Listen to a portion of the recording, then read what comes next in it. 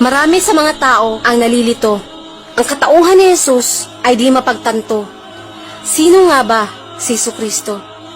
Siya ba ay Diyos, anak ng Diyos, o isang sugo ng Diyos?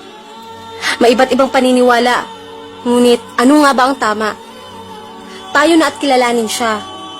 Ang pangalan niya ay Jesus. Ipinanganak ng walang ama. Ipinagbuntis ng Birhen na ang pangalan ay Maria. Nabuo sa sinapupunan ng 9 na buwan.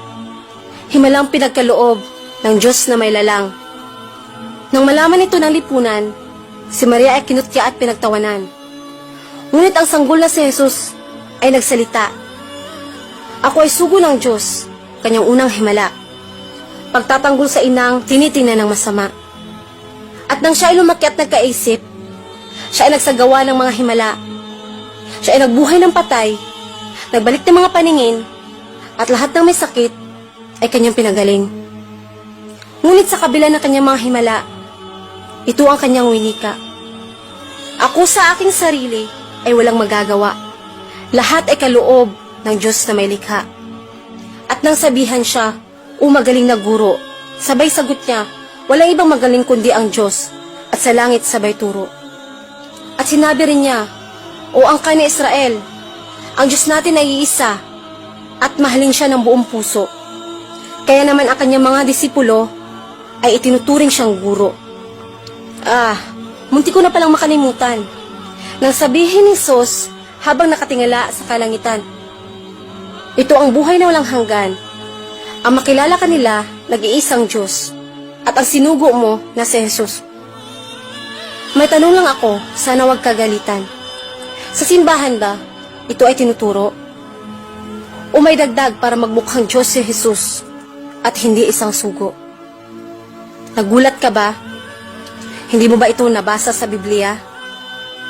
Ang paulit-ulit na pagbigkas ni Jesus na ang Diyos ay iisa. Ngunit kailanman ay hindi niya sinabi na ang Diyos ay siya.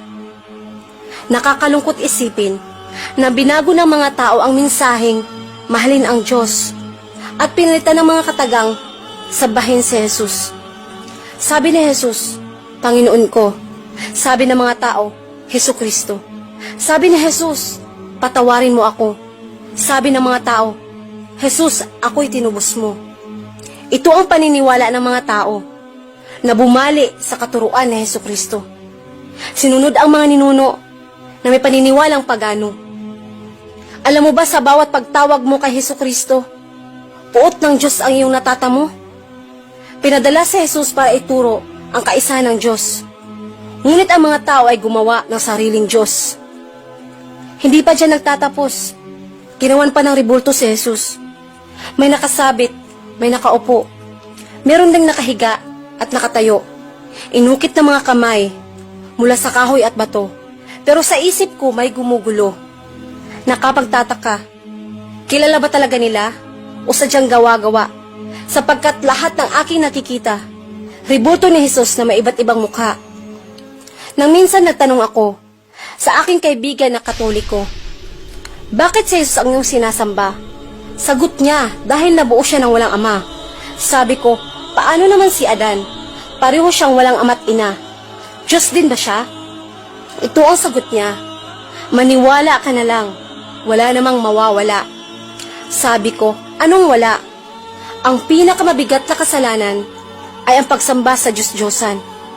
Ang dahilan kung bakit mananatili sa impyernong walang kamatayan. Marahil ngayon alam mo na kung ano ba talaga siya. Ititigil mo na ba ang maling paniniwala at ibabaling ang buong pagsamba sa Diyos na sayo ay lumikha? O baka naman kulang pa? Baka gusto mo pa ng ibang pruweba? Sige na nga, pagbibigyan pa kita. Subukang buksan ang Quran, Kabanata 11. Doon, lahat iyong malalaman. Mga bagay na walang kasinungalingan. Huwag mo sanang isipin na ikaw ay pinipilit. Nais ko lang iyong makamit ang walang hanggang kasiyahan at hindi ang walang hanggang kaparusahan. Pero ito ang itatak sa isipan. Ang katotohanan ay malinaw pa sa buwan. At kung anuman ang iyong mapagpasyahan, isa sa dalawa ang iyong makakamtan. Ginhawa o kaparusahan.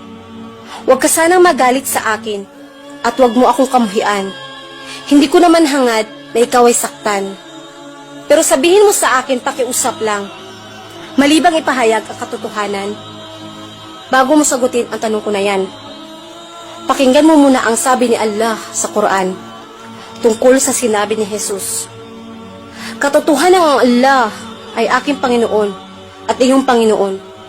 Kaya sambahin siya. Ito ang tuwid na landas. Alam ko nagtataka ka sa pangalan na Allah.